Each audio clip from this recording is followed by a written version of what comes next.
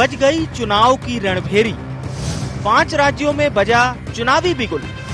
इस बार नहीं होगा चुनावी शोरगुल। 5 राज्यों में चुनाव की तारीखों का ऐलान। जी हां, आखिरकार 5 राज्यों में चुनावी बिगुल बज ही गया।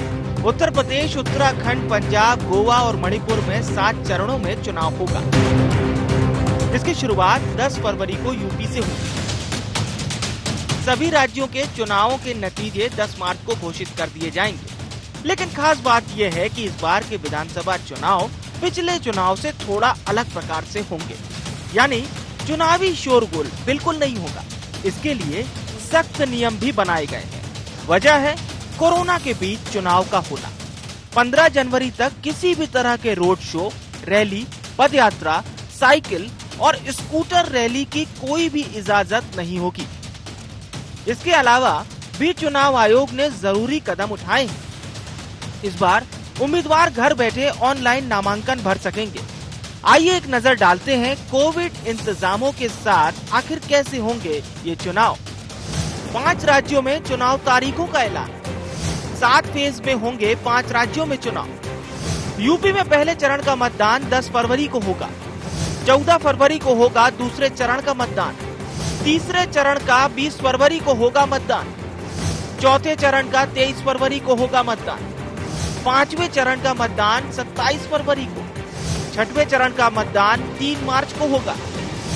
7वें चरण का मतदान 7 मार्च को होगा। पंजाब, उत्तराखंड, गोवा में 1 चरण में मतदान। मणिपुर में 2 चरणों में होगा मतदान। अब उम्मीदवार ऑनलाइन नामांकन भी भर सकेंगे। 15 जनवरी तक रोड शो, रैली, पदयात्रा और किसी भी तरह की रैली की इजाजत नहीं होगी। 10 मार्च को 5 राज्यों में होगी मतगणना। Uttar Pradesh, Punjab, Uttarakhand and Goa. In second phase, Punjab, Uttarakhand, Goa will be over at date of poll 14th February, that is Monday. Third phase, only Uttar Pradesh. Date of poll 20th February, that is Sunday. Uttar Pradesh fourth phase, date of poll 23rd February. Uttar Pradesh fifth phase and first phase of Manipur. Manipur will be done in 2 phases. So on 5th phase, we will be having Uttar Pradesh 5th phase and Manipur first phase. Date of poll will be 27th February 2022. Uttar Pradesh 6th phase and Manipur 2nd phase. And date of poll 3rd March. That is Thursday. Uttar Pradesh 7th phase. Date of poll is 7th March. So on 7th March, all polling will be over and the date of counting is 10th March 2022. That is Thursday. तारीखों के ऐलान के ठीक बाद ही BJP ने तो 5 राज्यों में ऐतिहासिक बहुमत से जीतने का दावा कर दिया। तो वहीं कांग्रेस ने भी सियासी बाजी जीतने का दावा ठोका। मुझे पूर्ण विश्वास है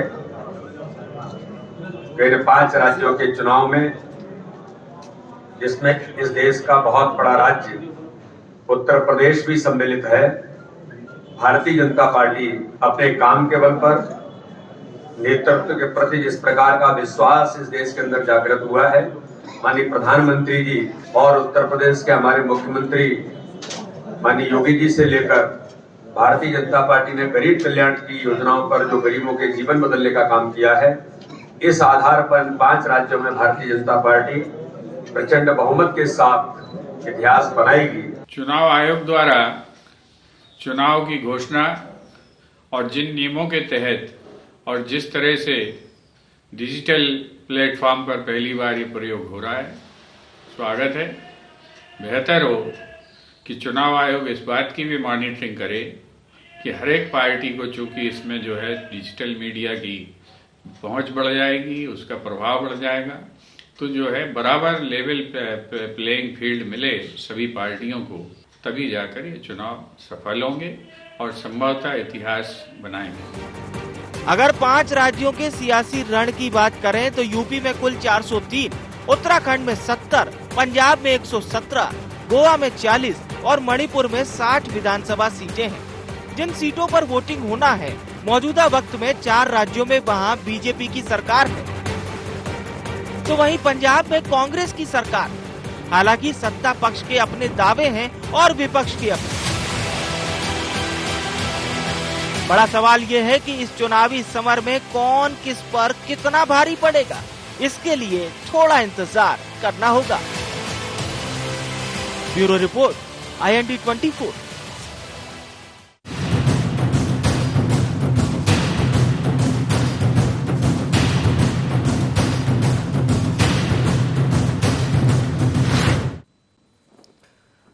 नमस्कार, IND एजेंडा चुनावी बिगुल बिना शोरगुल में आपका स्वागत है। मैं हूं आपके साथ नवीन पुरोहित। चर्चा को विस्तार देंगे, उसके पहले IND एजेंडा के मुख्य बिंदुओं की तरफ एक निगाह डालते हैं।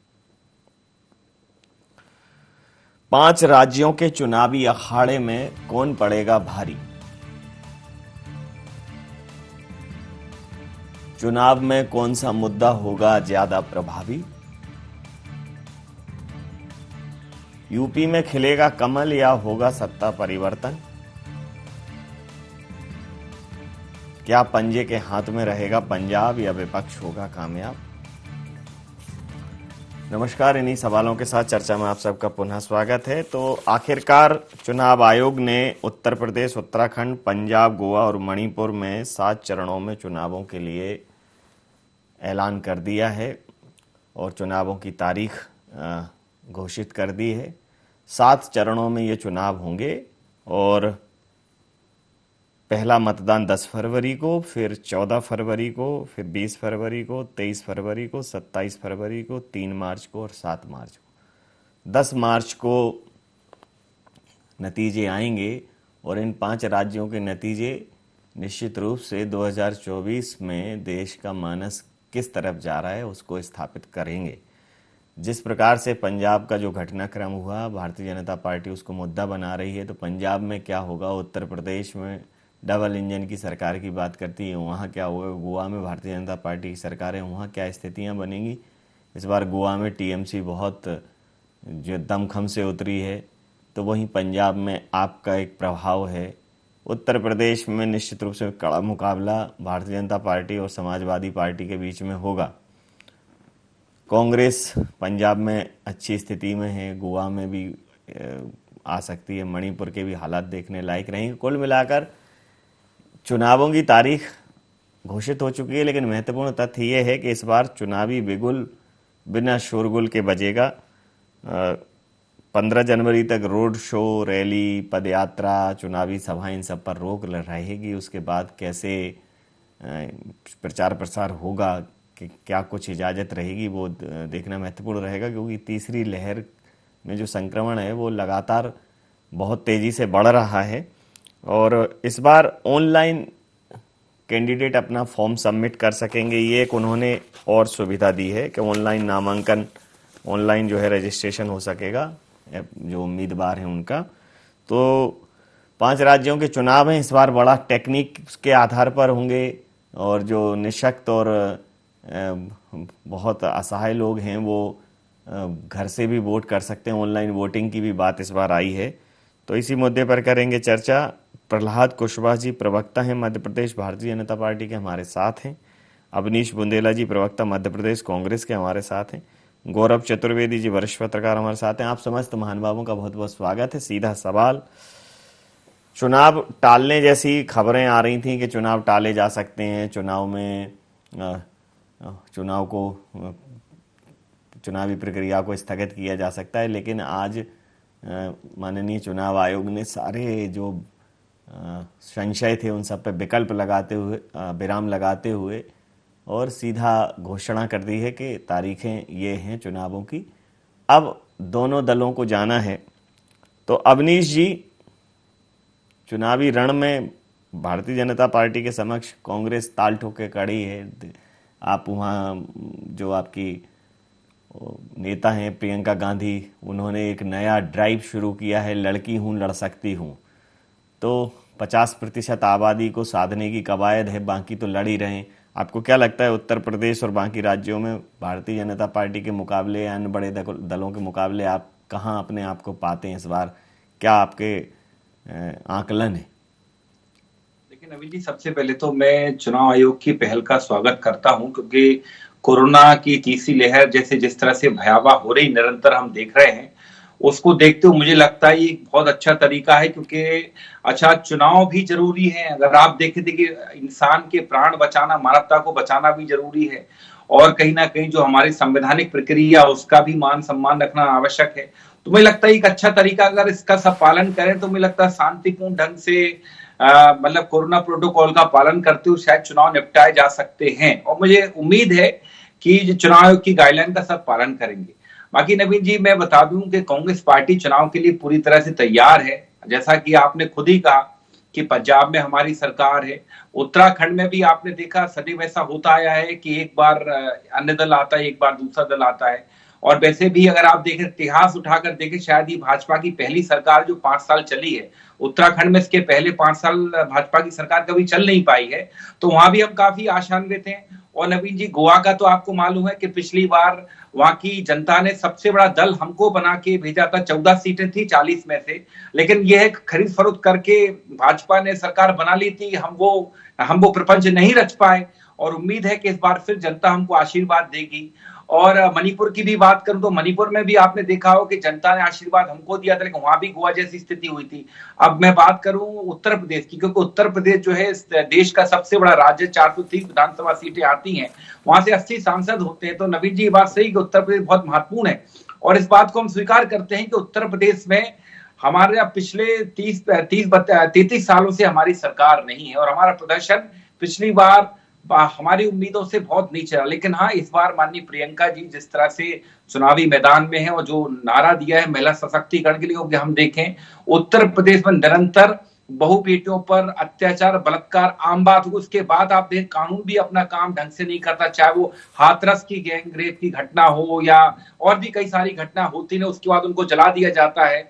तो उसको देखते हुए जो नारा दिया गया, लड़की हूं लड़ सकती हूं, तो मुझे लगता है कि उम्मीद है कि नवीन जी कि हमारा उत्तर प्रदेश में जो इस बार का प्रदर्शन है वो बहुत अच्छा रहेगा। आप देखेंगे कि कहीं ना कहीं हमारी जनता एक बहुत बड़े बदलाव की, क्योंकि आपने देखा कि योगी सरकार हर विषय पर, हर मामलों पर असफल रही है। विकास के नाम पर अगर आप बात करेंगे योगी सरकार में, तो मुझे लगता है कि आपको विकास ढूंढना पड़ेगा। हाँ, क्राइम की अगर बात करेंगे, हत्याओं की बात करेंगे, बलात्कार की बात करेंगे, भ्रष्टाचार की बात करेंगे नवीन जी, तो आपको पर्याप्त देखने मिल जाएगा। तो उम्मीद है हमें कि हम 5 राज्यों में हम क्लीन स्वीप करने की उम्मीद है। 4 राज्यों में तो मैं गारंटी देता हूं कि 4 राज्यों में नवीन जी हम क्लीन स्वीप करेंगे, और उत्तर प्रदेश में भी हम ये कह सकते हैं। फैशन के दौर में गारंटी मत दीजिए सर, चलिए गारंटी मत दीजिए, जन सामान्यता लिखा रहता है। प्रहलाद कुशवाहा जी, इस बार जो है बहुत सारी ऑनलाइन और डिजिटल टेक्निक्स के माध्यम से आयोग चुनाव कराने जा रहा है।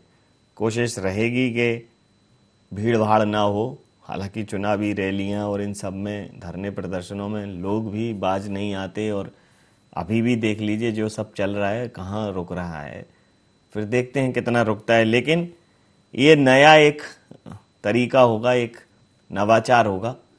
इस नवाचार का भारतीय जनता पार्टी को क्या लाभ मिलेगा? कांग्रेस तो कह रही है कि 4 में तो क्लीन स्वीप करेगी वो, 5 राज्यों में से।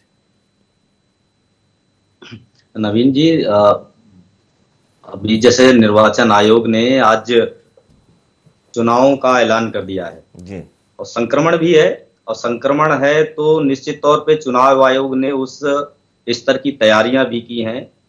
कड़े प्रोटोकॉल चुनाव को देखते हुए निर्वाचन आयोग ने तय किए हैं। लेकिन नवीन जी, कहीं ना कहीं मुझे लगता है कि हम सब राजनीतिक दलों की जिम्मेदारी है कि चुनाव तो होना है, वो निश्चित समय पे चुनाव भी होंगे, और चुनाव में प्रोटोकॉल और इस संक्रमण के दौर में हमको सबको पालन करने की अनिवार्यता है। और हम भारतीय जनता पार्टी ने अपने चाहे संगठन के माध्यम से हो, सरकार ने जो काम भी किए हैं, तो हम हर समय जनता के बीच में रहते हैं।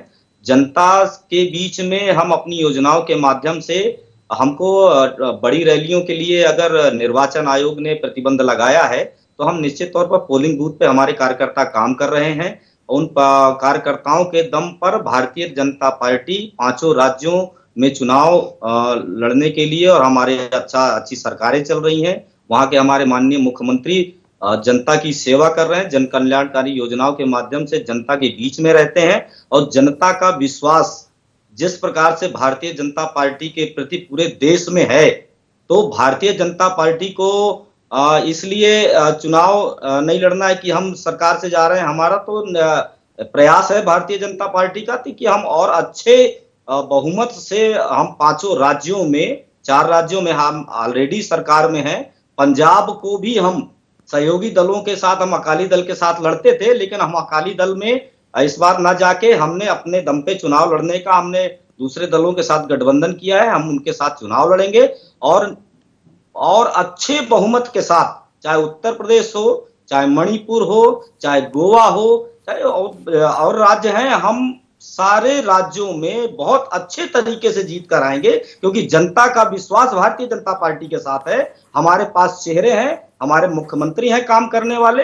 हम निश्चित तौर पर पूर्ण बहुमत के साथ। छत्तीसगढ़ में एक भी नगर निगम नहीं मिला आपको? एक भी नगर निगम में नहीं हो छत्तीसगढ़ में?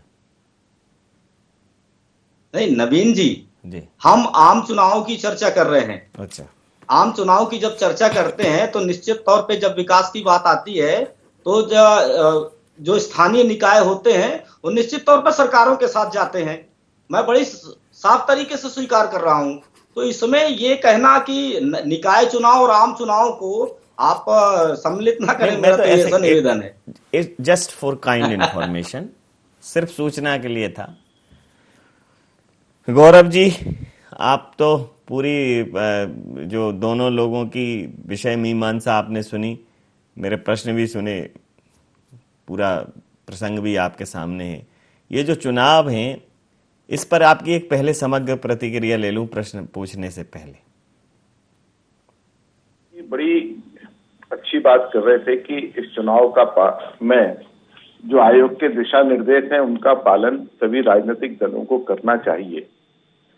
लेकिन नवीन जी, चुनाव हमेशा करो या मरो के सिद्धांत पर लड़े जाते हैं। देखना बड़ा दिलचस्प रहेगा कि आयोग ने जो गाइडलाइंस बनाई हैं उनका सारे राजनीतिक दल कितने गंभीरता के साथ पालन करते हैं, क्योंकि जो परिस्थितियां हैं उसमें ये चुनाव 2024 का सेमीफाइनल भी हम मानकर चल सकते हैं, क्योंकि एक सबसे बड़ा राज्य उत्तर प्रदेश में चुनाव होने जा रहा है। और हमेशा यह राजनीतिक तौर पर कहा जाता रहा है कि उत्तर प्रदेश जिसके पास है उसके पास दिल्ली की चाबी है। तो देखना बड़ा दिलचस्प रहेगा। लेकिन इसी के साथ एक सवाल और है मेरा कि आयोग ने जो ऑनलाइन प्रचार, ऑनलाइन वोटिंग को लेकर के जो गाइडलाइंस बनाने की बात की है, जो दिशा निर्देश दिए हैं, हमें उसके व्यवहारिक पहलू को देखना होगा कि कितने मतदाता व्यवहारिक तौर पर सक्षम है, कितने मतदाता व्यवहारिक तौर पर अनुभवी हैं कि वो क्या मतदान कर पाएंगे, क्या वो राजनीतिक दल जो प्रचार कर रहे हैं ऑनलाइन उसके वो बातें आम मतदाता तक पहुंच पाएंगी।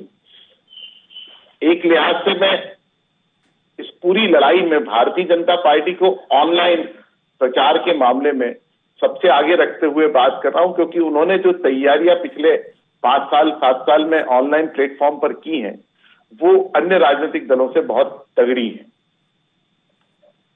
जी अवनीश जी, ऑनलाइन प्लेटफॉर्म्स पे भारतीय जनता पार्टी के कार्यक्रम बहुत पहले से हो रहे हैं, मीटिंग्स हो रही हैं, चर्चाएं हो रही हैं, जिले स्तर पर बूथ स्तर तक हो रही हैं, और आईटी सेल और ये सब काम कर रहे हैं। हालांकि मध्य प्रदेश में देखा जाए तो कांग्रेस के फॉलोअर ज़्यादा हैं, आईटी सेल कांग्रेस का अच्छा काम कर रही है, लेकिन जो टेक्नोलॉजी के उपयोग की बात है वहाँ भारतीय जनता पार्टी, ऐसा दिखता है प्राइमा फेसी एक ऐसा बन गया है मानस कि भारतीय जनता पार्टी वहाँ स्ट्रांग है। तो क्या ये स्ट्रांगनेस परिणामों में भी बदलेगी? अभी जी देखिए, मैं एक बात बताऊं, एक चीज को मैं स्वीकार करता हूं कि 2012-13 की बात करें, जब ये डिजिटल प्लेटफॉर्म हमारे देश में एकदम राजनीति में अवतरित हुआ था, तो मैं मानता हूं नवीन जी उस समय हम भाजपा से पीछे थे, स्वीकार करता हूं इस चीज को। तो 2014 का जो चुनाव था मोदी जी जिसमें प्रधानमंत्री हुए थे, हम स्वीकार करते हैं कि उसमें हम बहुत पिछड़े थे, किसमें? ऑनलाइन प्रचार में। लेकिन आप जैसा जानते हैं कि कांग्रेस का भी अपने कार्यकर्ताओं का वर्ग है, कैडर है, उसके बाद हमने उस पर काम करना शुरू किया। नवीन जैसे मध्य प्रदेश में हम सब निवास करते हैं, मध्य प्रदेश में तो मध्य प्रदेश की आपको जानकारी है। बाकी मैं आपको बता दूं, आप महाराष्ट्र में जाएंगे, पंजाब में जाएंगे, दिल्ली में जाएंगे तो आप पाएंगे वहां भी आप कांग्रेस का ऑनलाइन डिजिटल प्लेटफॉर्म पे काफी मजबूत पाएंगे। तो नवीन जी देखिए ये बात पुरानी हो गई, लेकिन हाँ मेरा एक ये मैं कहता हूं कि कांग्रेस भाजपा के अलावा उत्तर प्रदेश एक ऐसा राज्य है नवीन जी कि जहां पर कांग्रेस भाजपा के अलावा और भी कई अन्य सारे दल हैं, सपा बसपा और भी राष्ट्रीय लोक दल। तो मैं ये बात स्वीकार करता हूं कि ये जो दल हैं, अन्य दल हैं, ये शायद डिजिटल प्लेटफॉर्म पर उतने स्ट्रांग नहीं है। जैसे गोवा एक ऐसा राज्य है नवीन जी कि जहां पर टेक्नोलॉजी, मुझे लगता है जैसे आपका भी काफी अच्छा अनुभव रहा है अभी कुछ दिन पहले गोवा से, तो आपको जानकारी होगी नवीन जी कि वहां पर टेक्नोलॉजी के मामले में आदमी काफी साउंड है। तो गोवा में मुझे लगता है कि हर राजनीतिक दल, बल्कि निर्दलीय प्रत्याशी भी लड़ेगा, वो भी काफी स्ट्रांग रहेगा। लेकिन जो जहां तक उत्तर प्रदेश की बात है, मणिपुर की बात, क्योंकि मणिपुर में भी अभी आप नवीन जी देखें तो वहां पर मुझे लगता है कि इंटरनेट भी एक बहुत बड़ी समस्या है। ढंग से वहां पर फोन इंटरनेट की सुविधा भी उतनी ज्यादा फ्रिक्वेंट नहीं है, जितनी उतनी स्पीड नहीं आती है पहाड़ी राज्यों में जितनी अच्छी हमारे मध्य भारत में इधर आती है। तो लेकिन मैं फिर भी कहता हूं नवीन जी कि डिजिटल प्लेटफॉर्म पर चुनाव में प्रचार में जाना एक दिलचस्प रहेगा, हम सबके लिए भी एक नया अनुभव रहेगा।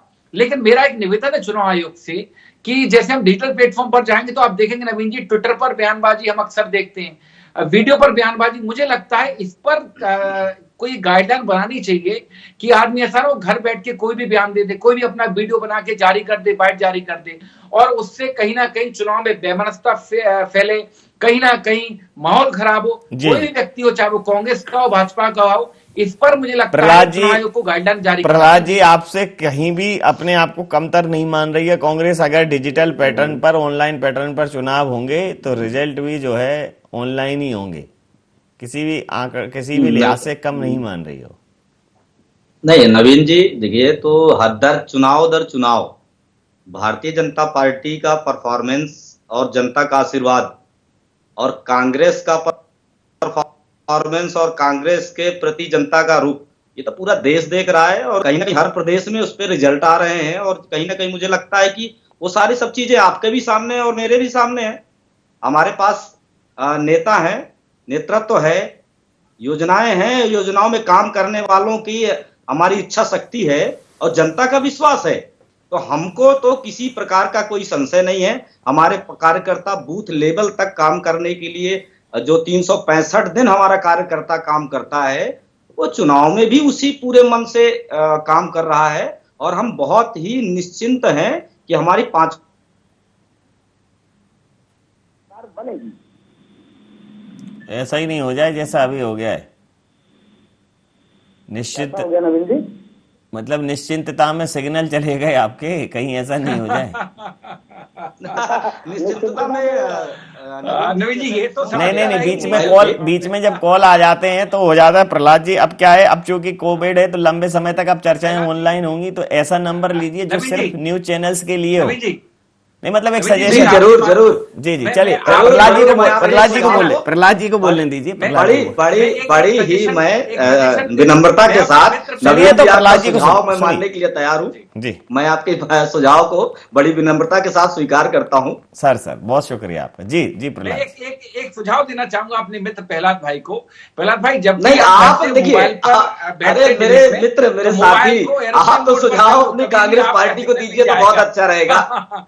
उत्तर प्रदेश में 7 सीटें हैं मेरे मित्र, उत्तर प्रदेश में 7 सीटें हैं। अपने कार्यकर्ताओं को सुझाव देने में मजा आएगा। कोई नहीं।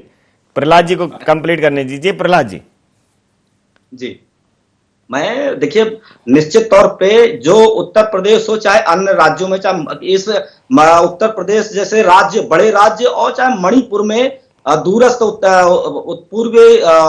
उत्तर पूर्व का राज्य हो, हमारी सरकारों ने वहां चाहे शांति व्यवस्था, हमारे मुख्यमंत्रियों ने बेहतर काम किया है, जनता के बीच में अपना विश्वास भी बनाया है। चाहे वो शांति व्यवस्था हो, विकास कार्य हो, हम बहुत अच्छी तरह से कर रहे हैं और जनता का आशीर्वाद भी हमको मिलेगा। हम पूरी तरह से निश्चिंत हैं, हमको इसमें किसी भी प्रकार का कोई संशय नहीं है।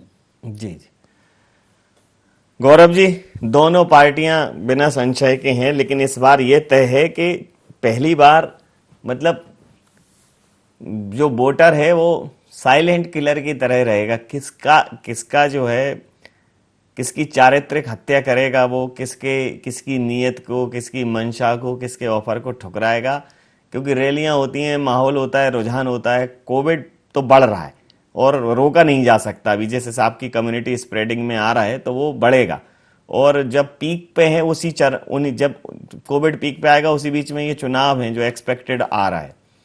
तो चुनाव इस बार वैसे नहीं होने वाले हैं, ये तो तय है। और जो राजनीतिक पार्टियां वो भी ये लिहाज करेंगी, भीड़ करेंगी, और कहीं कोविड ज्यादा और फैला तो उसका ठीकरा फूटेगा। तो एक बार बड़ी शांति से चुनाव होंगे, लेकिन ये शांति के चुनाव बहुत ही धमाकेदार परिणाम लेकर आएंगे।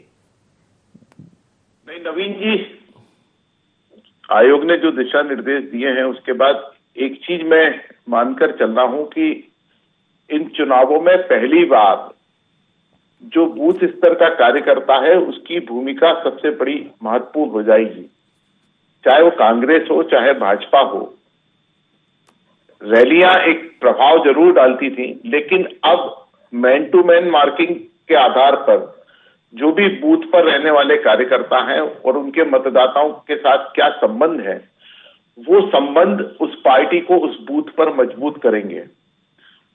तो एक संयोग से या दुर्योग से अपन कहें, एक अच्छा अवसर है राजनीतिक दलों को अपने कार्यकर्ताओं की पूछ परख ईमानदारी से करना होगी, और कार्यकर्ता को भी उतनी ईमानदारी के साथ काम करना होगा, तब ही जाके इसके चुनाव परिणाम राजनीतिक दलों के पक्ष में आ पाएंगे। तो इसे मैं एक अच्छा इंडिकेशन मान रहा हूं। लेकिन राजनीतिक दलों को एक चीज से जरूर बचने का आग्रह करूंगा, क्योंकि करो या मरो के सिद्धांत पर चुनाव है। तो राजनीतिक दल कहने को तो आयोग को अपनी स्वीकारोक्ति दे देते हैं कि हम आपके अनुरूप चुनाव लड़ेंगे, लेकिन जब अवसर आता है तो फिर वो मैदान में जिस तरीके से उतरते हैं और ऑब्जर्वर भी उस पर रोक नहीं लगा पाते। तो चुनाव राजनीतिक दलों को भी अपने ईमानदारी का पालन करना चाहिए और आम मतदाता को, आम जनता को कोरोना जैसे संक्रमण में फंसाने का काम नहीं करना चाहिए। बिल्कुल सही कहा। समय सीमा के चलते मैं ये चर्चाएं समाप्त करूंगा। आप समस्त महानुभावों का बहुत बहुत धन्यवाद, बहुत बहुत आभार। तो 5 राज्यों में चुनावी तारीखों का ऐलान हो चुका है। 5 राज्यों में 7 चरणों में चुनाव होंगे, और ये सप्तपदी चुनावों के चरणों की ये सप्तपदी परिणामों में किसके लिए मंगलदायी सिद्ध होगी, ये देखना दिलचस्प रहेगा। लेकिन सबसे महत्वपूर्ण तथ्य ये है कि इन चुनावों के दौरान तकनीकी का जमकर प्रयोग होगा। इस बार डिजिटल प्लेटफॉर्म्स और डिजिटल जो टूल हैं और जिनके माध्यम से जनता तक पहुंचने, वोटर्स तक पहुंचने की कवायद राजनीतिक पार्टियां करेंगी, तो टेक्नोलॉजी का बहुत महत्वपूर्ण रोल रहेगा, इसमें बहुत महत्वपूर्ण भूमिका रहेगी। तो देखना दिलचस्प रहेगा कि 5 राज्यों के 7 चरणों में किसकी सप्तपदी मंजिल तक पहुंचती है, कितने चरण सफल होते हैं और कितने चरणों में छाले पड़ते हैं। इसी के साथ IND एजेंडा में नहीं, आप बने रहिए IND 24 के साथ और देखते रहिए IND 24। नमस्कार।